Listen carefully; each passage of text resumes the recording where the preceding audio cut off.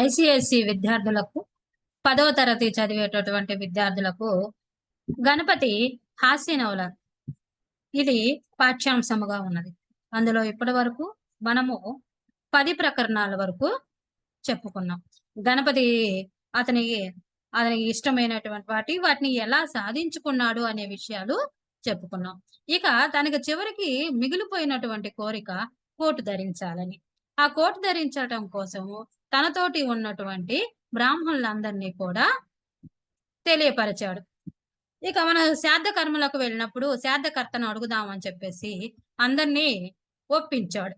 ఒప్పించిన తర్వాత ఇక ఆ శ్రాద్ధకర్త 2 రోజులు ఆగి ఇస్తాను మీ బట్టలు, కోటుగుడ్డలు తెప్పిస్తాను. అప్పటి వరకు ఈ ఊరిలోనే ఉండండి అని శ్రాద్ధకర్త చెప్తాడు. ఆ మాట విన్నటువంటి మన గణపతి ఆ ఊరిలోనే ఉండిపోతాడు. ఆ తర్వాత ఏం జరిగింది అనేది మన 11వ ప్రకటనలో చెప్పుకుందాం. 11వ నాటి రాత్రి గ్రామ చావడి అరుగు మీద గణపతి మిత్ర బృంద సమేతుడై పండుకొని నిచ్చెనలతో ఇట్లు ప్రసంగించను. అంటే 11వ నాటి రాత్రి గ్రామ చావడి అంటే ఎవరన్నా చావడి అంటే పసుపులు అవి ఉంటాయి కదా, అలా కాకుండా అలాగో వాటిని చావడి అంటాము. అలాగే కొంతమంది దూర ప్రాంతాల నుంచి వచ్చేటటువంటి వారందరూ కూడా ఒక ప్రదేశంలో కూర్చుండేటటువంటి వాడిని అంటే ఒక ఆ పందిరిలాగా ఏసి లేకపోతే ఒక చిన్న గృహం లాగా ఏర్పాటు చేసి అలాగా ఉంచుతారనమాట. అది పరాయి వేరే వేరే ఊర్ల నుంచి వచ్చినటువంటి వారు ఆ చావడి అంటే చుట్టూ గోడలైతే ఉండవు. చావడి అంటే పైన పందిరి వేసి ఉంటుందన్నమాట. ఇక దాంట్లో ఉండేవాళ్ళు. ఇక అక్కడ ఆ చావడి దగ్గర ఉన్నటువంటి అరుగు మీద గణపతి మిత్ర బృంద సమేత అంటే మిత్రులతో అందరితో సమ్మితుడు అంటే వారితో కలిసి పండుకొని ఆ రాత్రికి ఆ అరుగుల మీద పడుకున్నాడు. నెచ్చెలు అంటే స్నేహితులతో ఇట్లు ప్రసంగించను. ఈ విధంగా చెప్పడం ప్రారంభించాడు మన గణపతి తన స్నేహితులతో. ఇలా అన్నాడు. ఒరేయ్! యజమానుడు కాలబేరమునకు వచ్చినాడు. ఎందుకంటే వాళ్ళు ముందే అడిగారు గదా! కోటిగుడ్డలు ఇస్తేనే మేము కూర్చుంటాము. లేతే కూర్చోమన్నారు గదా! సరే ఇస్తాను. అలాగే ఉండమన్నారు గదా! అది దాని గురించి చెప్తున్నాను. అరే! యజమానుడు కాలబేరముకు అంటే మనం అడిగిన దానికి ఒప్పుకోవడం దాన్ని కాలబేరంకు రావటం అని అంటారు. వచ్చినాడు. కానీ అతడేదో 4 తుక్కు గుడ్డలు తెప్పించి, ఇవే కోటుగుడ్డలు పుచ్చుకోండి అనునేమో. అతను ఏమన్నా 4 తుక్కు గుడ్డలేమన్నా తెచ్చి, ఇవే కోటుగుడ్లు పుచ్చుకోండి అని అంటాడేమో. అందుచేత మనము మంచి గుడ్డలు కోరుకొనవలెను. ఏ రకము గుడ్డలు బాగుండునో మనము ఆలోచించుకొనవలెను. చలికాలములో తొడుగుకొనుటకు మంచి బాణాతుల గుడ్డలు కావలెనని కోరుకుందామా? లేకపోయినా మంచి పట్టుబట్టలు కోరుకుందామా? అతలషు గుడ్డ అడుగుదామా? ఏ రంగు గుడ్డలను అడుగుదాము? చారల గుడ్డలున్నవి. అందులో తెల్ల చారలు, పచ్చ చారలు, నెర్ర చారలు కల గుడ్డలున్నవి. మనలో ఎవరెవరికి ఏ గుడ్డలు బాగుండునో అవి కోరుకొనవలెను. ఆ మటుకు నాకే గుడ్డ బాగుండునో మీరు నాకే గుడ్డ బాగుండునో మీరే చెప్పండి అనుటయు. ఒరే గణపతి, నీకు నీకెర్ర బాణాతుల గుడ్డ బాగుండునురా అని ఒకడు, నల్ల బాణాతు బాగుండురా రంగు రంగులో కలిసిపోవును అని ఒకడు, ఒరే చారల గుడ్డ బాగున్నదిరా పెద్ద పులిలాగా నుండగలవని వేరొకండు పలికెను. చి, మీ సలహాలు నాకు బాగూలేవు. నేను పట్టుగుడ్డ కోటు కుట్టించుకొందును. వంగపండు ఛాయ పట్టుగుడ్డ మీద నాకెంత కాలము నుండియో మనసుగా ఉన్నది. ఆ గుడ్డ ఇమ్మని నేను కోరెదను. మీరేమందురు అని గణపతి వారిని అడిగెను. సరే, అదే కోరు అని వారు ఐక్య కంఠముగా అంటే అందరూ ఒకే కంఠముతో పలికిరి. ఎవరి గొంతెమ్మ కోరిక వాడు కోరెను. మాటలాడుచుండగానే ఒక్కొక్కరి కన్నులు మూతపడెను. అందరూ గుర్రు పట్టి నిద్రించిరి. ఇక ఆ ఊరి చావడిలో స్నేహితులందరితో కలిసి ఆ రాత్రికి అక్కడ పడుకున్నారు గదా!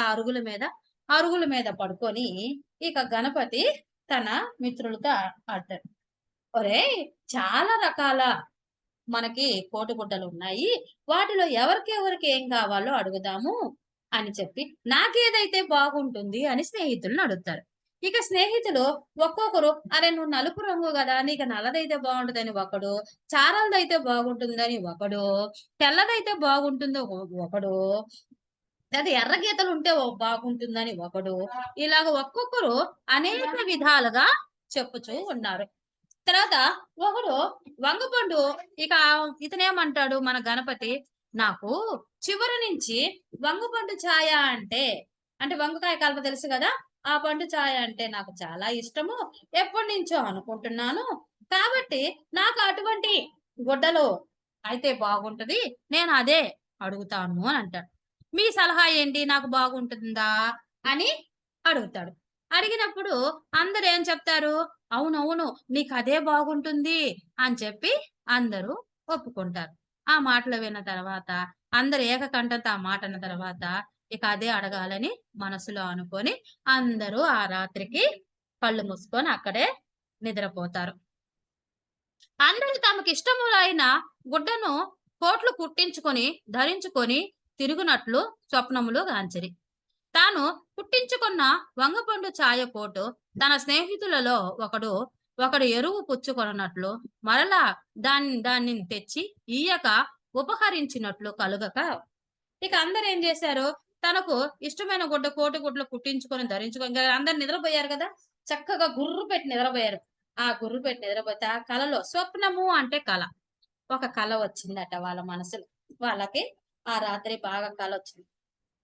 ఆ కలలో వాళ్ళేం జే ఇప్పుడు మన గణపతి కల్లో వచ్చింది ఏమని నాకు తనకి కోటుగుడ్డ కావాలన్నది కదా! ఏది వంగపండు చాయ కోటుగుడ్డేసింది గదా! అందుకని తాను కుట్టించుకున్న గణపతి కలగంటున్నాడు. ఎలాగా? వంగపండు చాయ కోటేమో తను కుట్టించుకున్నట్టు, స్నేహితులతో ఎరువు పుచ్చుకున్నట్లు, మరలా దాన్ని స్నేహితుడు ఒకడేం చేశాడు? తీసుకెళ్ళాడనమాట దాన్ని. తీసుకెళ్ళి మరలా దాన్ని తెచ్చి ఇయ్యలా ఉపహరించినట్లు ఆ స్నేహితుడు ఏం చేశాడు? ఉపహరిస్తున్నాడంట. ఉపహరించడంటే మళ్ళా ఇస్తానని చెప్పేసి ఇక రోజులు చెప్తూనే ఉన్నాడు గానీ ఇవ్వల. అరువు ఇక్కడ, ఇక్కడ ఎరువు. ఎరువు అంటే అప్పు అన్నమాట. అప్పు తీసుకున్నాడన్నమాట. అరే! ఈ రోజుకి నీ కోటేసుకుంటాను. రేపు ఇస్తాను అని చెప్పేసి అరువు తీసుకున్నాడు. అరువు తీసుకొని దాన్ని తెచ్చి ఇయ్యక దాన్ని మళ్ళీ ఇవ్వడన్నమాట. ఇవ్వక ఉపహరించక ఉపహరించినట్టు ఇవ్వకుండా దాటేస్తున్నాడన్నమాట. రేపిస్తానని. కల కని, ఈడ కల గని. అనేది సరళమమ్మ మనం పరుషంగా మారుస్తాం.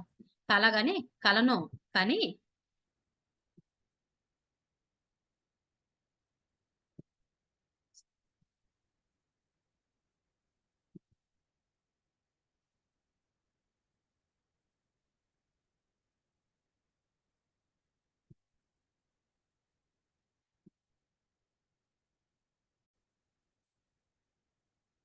అలా కలగన్నాడు. కోడిగుడ్డ ఎవరో తీసుకున్నట్టు, మళ్ళీ అది ఇవ్వనట్టు కలగని, కోపముతో కలలోని స్నేహితుని మీద చెయ్యి విసిరెను. కోపంతో నా కోడిగుడ్డ ఇలా అని కోపంతో ఆ చెయ్యి ఇట్లా ఇసిరేయన్నాడు. కోటు అపహరించుట కలలోనే వార్త అయినను, చేయి విసురుట వలన తన పక్కనే నిద్రించుచున్న మిత్రునకు మాత్రము చెంపకాయ గట్టిగా తగిలెను. దానితో అతడు ఉలికిపడి లేచి, ఎవడురా నన్ను కొట్టిన వాడని బిగ్గరగా అరుచుచూ అల్లరి చేసెను. గణపతికి మెలకువ రాలేదు. తక్కిన వారందరూ లేచిరి. మేలుకొన్న వారందరూ ప్రయత్నము మీద గణపతిని మేల్కొల్ప అతడు తాను నిద్రలో సల్పిన దుండగం మెరుంగక అతని దగ్గర తగిలిన దెబ్బకు కారణమేమి అని పలు విధముగా విచారించి ఎట్టకేలా ఇట్టనియే. ఒరే, అప్పుడప్పుడు దెయ్యములు వచ్చి మనుషులు నిద్రపోవుచున్నప్పుడు బాధ పెట్టుచుండును. ఒకప్పుడు రాత్రులు మనము పడుకొన పోవునప్పటికీ ఏమియూ లేక తెల్లవారు అప్పటికి మన చేతులు వాచును.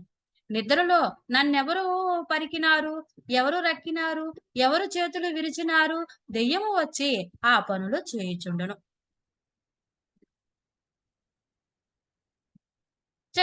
నిన్ను కూడా దెయ్యమే కొట్టి ఉండును. దెయ్యమని భయపడవలసిన పని లేదు. ఇవి ప్రతిదినము జరుగుచున్న ముచ్చటలే. అవి కొంటితనము కోసం ఇటువంటి పనులు చేయును. కానీ హాని చేయుటకు కాదు. చిన్న పిల్లలెవరైనా మనకు ముద్దుగా కనపడినప్పుడు మనము వాళ్ళ బుగ్గ గిల్లియో, చిన్న చెంపకాయ కొట్టియో, చేతిలో ఉన్న వస్తువు లాగికొనియో వారిని మనము ఏడిపించుదుము కదా! తమాషాకే మనం ఆ పని చేయుచుందుము. కానీ బిడ్డలను ఏడిపించాలని ఉద్దేశమున్నదా? అలాగే దెయ్యములు కూడా మంచి ఉద్దేశముతో చమత్కారము కోసం ఇటువంటి పనులు చేయును. కాబట్టి భయపడనక్కరలేదు.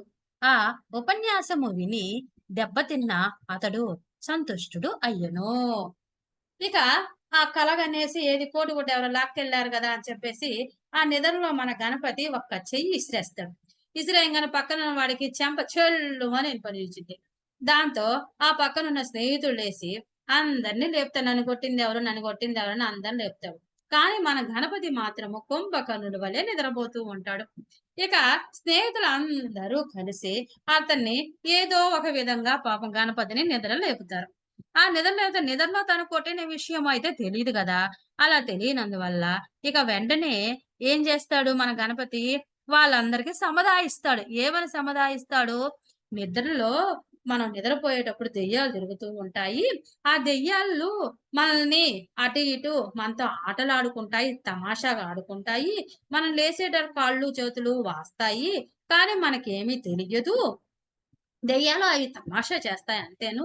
అది ఎలాగంటే, ఒక చిన్న పిల్లవాడి దగ్గర మనము బుజ్జిగా మంచిగా ఉన్నాడనుకో, ఆ పిల్లవాడిని మనం బుగ్గగిల్లో, చేతిలో వస్తువు లాక్కొని ఏదో ముద్దు చేస్తాం గదా! అంతే తప్ప, ఆ పిల్లవాడిని ఏడిపించాలని మనకేమన్నా ఉద్దేశం ఉందా? లేదు కదా! అలాగే దెయ్యాలు కూడా మనతో చమత్కారంగా ఈ పనులు చేస్తూ ఉంటాయి. అంతే తప్ప మనం ఎటువంటి భయపడనవసరం లేదు అని చెప్పేసి ఒక ఉపన్యాసాన్ని ఇచ్చేస్తాడు. అది విన్న ఆ చెంప దెబ్బ తగిలినటువంటి ఆ స్నేహితుడు కొంత సంతుష్టుడవుతాడు. అంటే ఆనందపడిపోతాడు. అప్పుడు తెల్లవారుజాము అగుటచే మేలుకొన్న వారిలో గణపతి తక్క తక్కిన వారు మరలా నిద్రపరైరి. అంతలో 4వ జాము కోడి కూసెను. కొంతసేపటికి తెల్లవారెను. కాలకృత్యములు తీర్చుకున్న గణపతి సపరివారముగా యజమాని కడకు పోయి, అయ్యా కోటిగుడ్డలలో మీ ఇష్టము వచ్చినవి తెప్పించు తెప్పించుటకు వీలు లేదు. మేము మా కోరికలు చెప్పెదం. ఆ ప్రకారము తెప్పించవలెను. నాకు వంగపండు ఛాయ పట్టుబట్ట కావలెను. తక్కిన వాండ్రు తమకు కావలసిన గుడ్డలు తామే చెప్పుదురు. రండి అని చెప్పెను.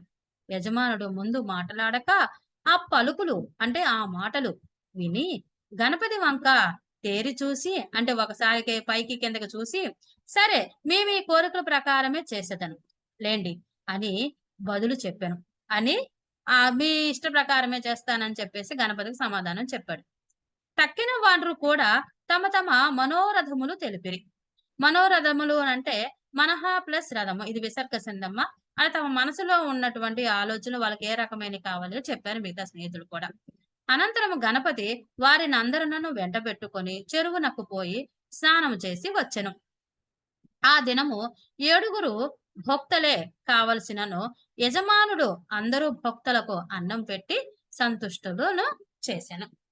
ఇక మనకి శాంతకర్మకు వెళ్లారు గదా! ఆ శాంతకర్త దగ్గరికి ఇక వీళ్ళందరూ కలిసి ఎళ్లారు. తెల్లవారుజామునే ఇక ఆ యజమాని దగ్గరికి వెళ్లి ఉదయాన్నే లేసి కాలకృత్యాలను తీర్చుకొని అంటే నిద్ర లేవగానే మనం చేయాల్సిన పనులని అన్నీ తీర్చుకొని సపరివారంగా అంటే తన స్నేహితులందరిని తీసుకొని ఇక ఆ శాంతకర్త దగ్గరికి వెళ్తారనమాట. గణపతి స్నేహితులు.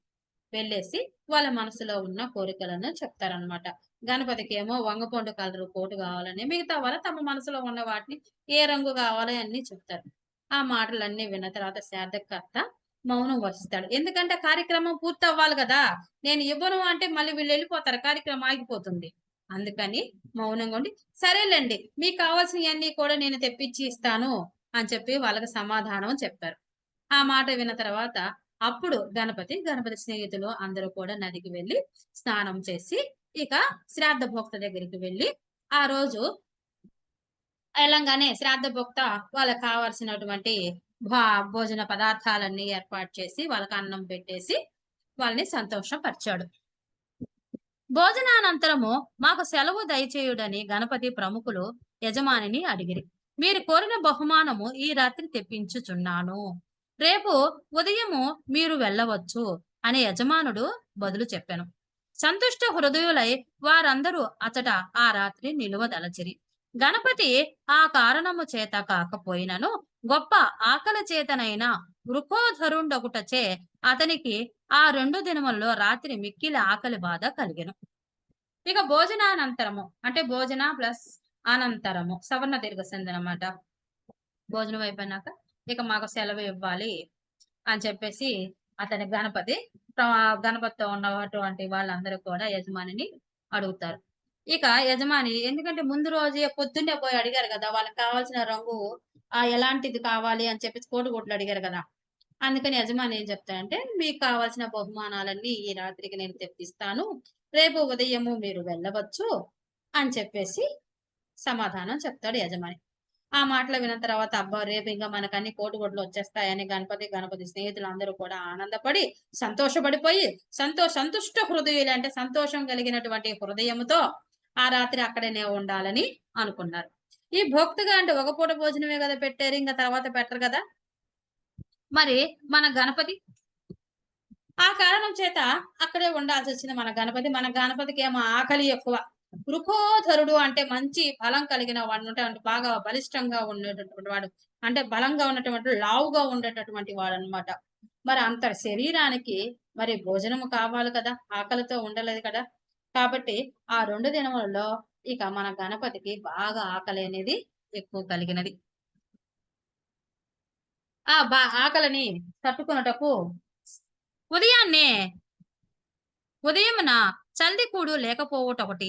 అంటే పొద్దున భోక్తగా వెళ్ళేటప్పుడు సద్దికూడు తినకూడదు కదా! మన ఉపవాసముతో వెళ్ళాలి గదా! మధ్యాహ్నం పెట్టిందే తినాలి గదా! ఇక మరి అలాంటి సద్దన్నం అయితే మనకి గణపతికి లేదు. లేకపోవటం ఒకటి ఆకలి ఎక్కువేయటానికి కారణం. రాత్రి మజ్జిగన్నమైన దొరకకపోవట ఒకటి.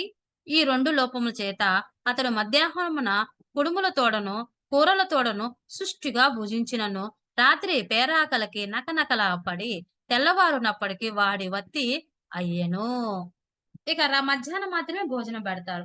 మరి సాయంత్రము మజ్జిగ అన్నం గూడా దొరకదు. ఎందుకంటే ఎవరైతే శ్రాద్ధభోక్తగా చేసినటువంటి వారు సాంప్రదాయం అన్నమాట అది. రాత్రికి ఎటువంటి భోజనాన్ని తీసుకోరన్నమాట. ఇక తీసుకోరు కాబట్టి భోక్తగా వెళ్ళిన వాళ్ళకి ఎవరు గూడా పెట్టరు గదా! ఇక. ఆ మధ్యాహ్నం తిన్న భోజనమే కదా! మరుసటి రోజు మధ్యాహ్నం వరకు. అందువల్ల ఈ మన గణపతి ఏం చేసేవాడంటే, ఒక పూటే భోజనం కాబట్టి, ఆ మధ్యాహ్నం భోజనంలోనే కుడుములతో, కూరలతో బాగా సుష్టిగా తింటాడు. ఎందుకంటే, మళ్ళీ మరుసటి రోజు మధ్యాహ్నం వరకు ఏమి ఉండదు కాబట్టి. అలాగా తినేసేవాడు. ఇక ఆ రాత్రికేమంటే పేరాకలి అంటే ఇక నకనకలాడుతూ ఉంటదనమాట ఆకలేస్తూ ఉంటది అతనికి. ఆ ఆకలికి ఇక అలాగే పాపం తెల్లవారేసరికి ఒత్తిలాగా అయిపోయి నీరసపడిపోయాడు. ఒత్తి అయ్యేవాడంటే నీరసపడిపోయేవాడు.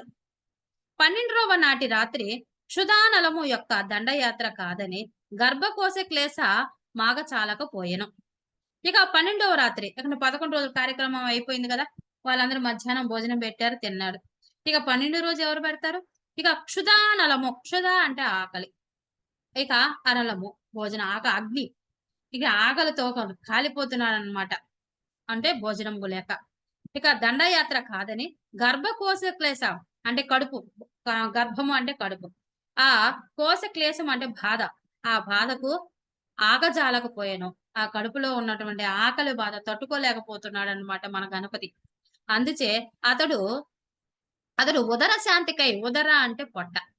ఆ ఉదర శాంతికై ప్రయత్నములు చేయుచున్నాం. తన పొట్టలో ఉన్నటువంటి శాంతిపరచాలని చెప్పి ప్రయత్నం చేశాడు. ఒక నిమిషం ఆలోచించినప్పటికీ ఉపాయం తోచెను. ఒక నిమిషం ఒక ఉపాయం వచ్చిందట. అదేంటి ఆ ఉపాయం చూద్దాం. ఆ గ్రామమున అతని తల్లికి తల్లికి దూరపు చుట్టమైన ఒక ముసలమ్మ ఉండవలెనని అతనికి జ్ఞప్తికి వచ్చెను. రాగానే తన మిత్ర బృందమును విడిచి ఆ అవ్వ బస ఎక్కడని గ్రామమున పోగట్ట చేసి తెలుసుకొని పోగొట్ట అంటే వివరాలు తెలుసుకొని. ఆమె ఇంటికి పోయి పలకరించి తన్నెరింగించుకొనెను. అంటే తన గురించి తాను చెప్పుకున్నాడు. ఆ అవ్వయు అతనిని గౌరవించి వచ్చిన పని అడిగి అతడు భోక్తగా వచ్చిన వాడని అతని నోటనే విని బ్రాహ్మణార్థపు మైల సోకినందున దూరముగా కూర్చుండుమని 4 మాటలాడి నాయనా బ్రాహ్మణార్థం అంటే ఇప్పుడు చనిపోయిన వాళ్ళ ఇంటికి కదా వెళ్ళింది. వెళ్ళిపోయినట్టు 11 రోజులు అయిపోయింది. నేరుగా ఇంటికెళ్ళి స్నానం చేస్తారు. మధ్యలో ఎవరి ఇంటికెళ్ళినా కూడా లోపలికి రానియరనమాట. కాబట్టి బ్రాహ్మణార్థంకొచ్చిన మైల సోకుందని చెప్పి అతనితో మాట్లాడి ఇలాంటిది. నాయనా పొయ్యి మీద రొట్టె వేచినాను. మాడిపోవచ్చున్నదేమో అని లోపలికి పోయెను. పొయ్యి మీద రొట్టుంది అది మాడిపోతుంది అని చెప్పి 4 మాటలు మాట్లాడి లోపలికెళ్ళిపోయిందిక. ఇక గణపతి పడమటింటి గుమ్మము ముందరనే కూర్చునెను. పడమటింటి అంటే దొడ్డి వాకిలి. అంటే అప్పుడు తూర్పు వాకిలి ఎక్కువుండే. పడమటింటి గుణం అంటే దొడ్డి వాకిట్లోనే ఉండిపోయాడు. కూర్చున్న. రొట్టె కాలిన తరువాత ముసలమ్మ పడమట ఇంటి హద్దుగోడ వద్ద రొట్టెతో ఉన్న బూరెల మూకుడు పెట్టి బిందెడు నీళ్లు తోడి తెచ్చుకొనుటకు దొడ్డిలోకి నూతి కడకు పోయెను.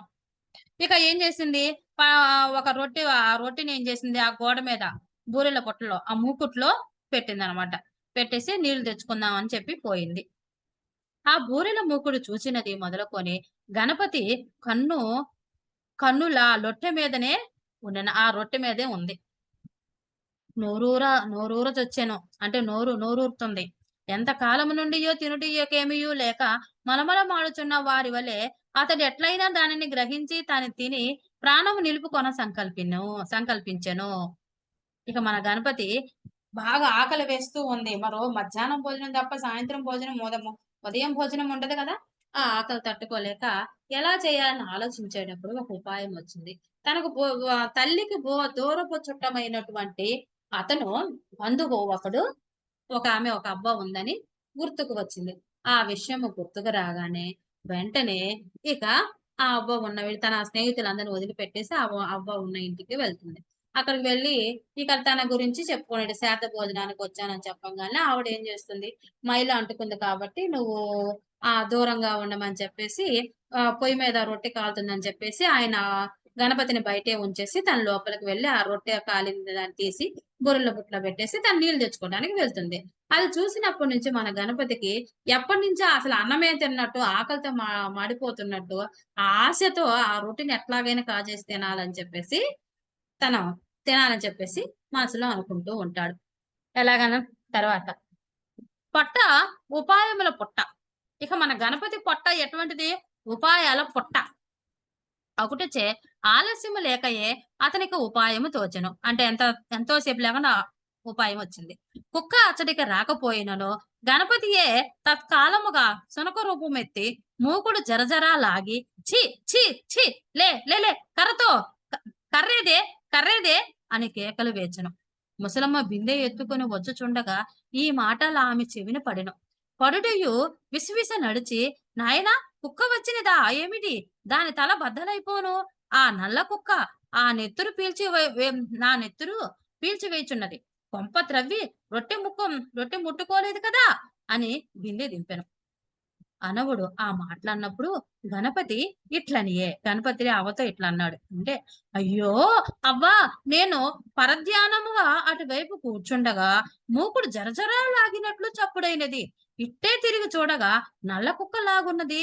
వెంటనే దానిని కొట్టి తిని అది ఈ దారినే పారిపోయినది. పెద్ద గుర్రము లాగున్నది. పాపము సిద్ధముగానున్న రొట్టె పోయినది. నూతికి వెళ్ళున్నప్పుడు కుక్క బాధయున్నది. జాగ్రత్తగా చూచుచుండమని చెప్పినావు కావు. పాపము నీవీ రాత్రి గొరక పడుకొండవలెను కాబోలు. కొంచెం అటుకులైనా నానవేచుకొని తిను అనుచుండగా ఆ ముసలమ్మ ఇట్లనేనే. నాయనా అటుకులున్నవి. అటుకులు నానవేచుకొని తినగలను. కాని రొట్టె పోయినందుకే విచారము లేదు. ఇప్పుడు ఈ కుక్క ఎంగిలి ముట్టుకొని స్నానము చేయలేను. పెద్దదానను జబ్బుగానున్నది. ఎలాగని ఆలోచించుచున్నాను అన్నప్పుడు గణపతి చివాలున లేచి అవ్వా నేను పరాయివాడినా? నేను నీ మనవడనే అనుకో. నేను మైల భోజనం చేసినాను కనుక రేపు ఉదయమున స్నానము చెయ్య చేయవలను. ఈ రాత్రి నాకు భోజనము లేదు. ఈ బూరెల మూకుడు చెరువు గట్టుకు తీసుకొని పోయి రొట్టె ఏ కాపుల కుర్రవానికో పెట్టి మరలా మూకుడు తెచ్చి నీకప్పగించి ఈ స్థలం అలికి వెళ్ళెదను అని ఆమె మైలపడకుండునట్టే ఉపాయము చెప్పెను. రొట్టె పోయినందుకు ఆమె విచారింపక కుక్క ఎంగిలి ముట్టుకొనకుండా తన పాలిట దైవం వల్లే గణపతి వచ్చి తనకు సహాయము చేసినందుకు సంతోషించి నాయనా ఈ పని నేనే నీకు చెప్పుటయు సందేహించి ఊరకుంటిని. కావలసిన వాడవు కనుక మనసులో అరమరిక లేక ఈ పని కొప్పుకుంటివి. ముసలమ్మ మీద ఎంతో అభిమానము. ఎక్కడున్నవో అని వెతికి కొని వచ్చి నాకీ పూట సాయము చేసితివి. రేపు శుద్ధి స్నానము చేసి మా ఇంట పట్టెడు మెతుకులు తిని దీని వెళ్ళు నాయనా తిని వెళ్ళు నాయనా అనెను. ఇక మన గణపతి ఏం చేస్తాడు? ఆకలితో తట్టుకొనలేక చూడు బొమ్మ చూడండి. ఆకలితో తట్టుకోలేక ఏం చేశాడు? ఆ పాపం ఆ ముసలామె నీళ్లు తెచ్చుకుందామని చెప్పేసి, నాయనా ఆ రొట్టె చూస్తూ ఉండు అని చెప్పేసి, పాపం ఆ అవ్వ నీళ్లు తెచ్చుకోవడానికి వెళ్ళింది. మన గణపతికి ఇక పొట్ట నిండా ఉపాయాలే గదా! అదేం మామూలు పొట్టగా ఉందా? చూడండి. కదా! అందుకని వెంటనే ఉపాయం వచ్చింది.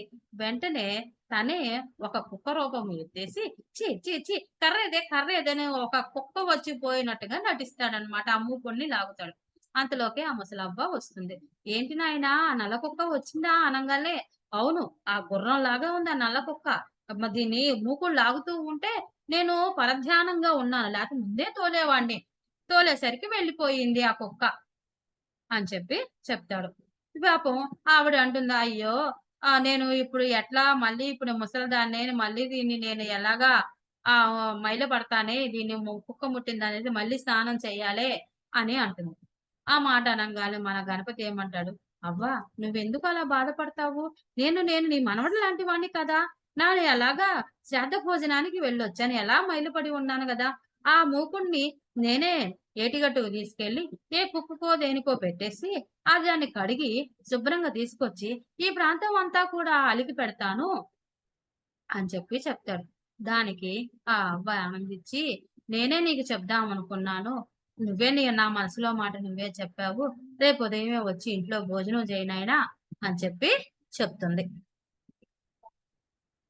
ఇక రేపు గ్రామంలో ఉన్న పక్షమున అలాగే చేసేతునులే.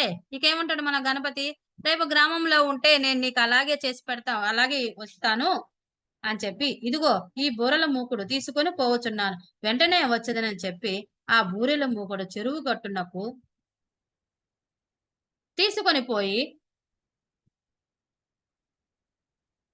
తీసుకొని పోయి పాలు కోరుతున్న మిత్రులకి ఈ మాట చెప్పక, రావి చెట్టు కింద పెట్టుకొని రొట్టె రొట్టె రొట్టె రవ్వంతయు మిగలకుండా తిని, నీళ్లు తాగి గుర్రున గ గ గర్రున తెంచి, ఆ మూకుడు తానే తోమి కడిగి అవ్వకప్పగించి, కుక్క ముట్టుకున్న చోట గోమయముతో అలికి శుద్ధి చేసి, ముసలమ్మను వేడుకొని వెన్నెల రాత్రి అగుట చేత 2 గడియల పొద్దు కంటే ఎక్కువ కాకపోవుట చేతను నిర్భయముగా మిత్రుల ఉన్న చోటకి వెళ్ళి పడుకుండెను.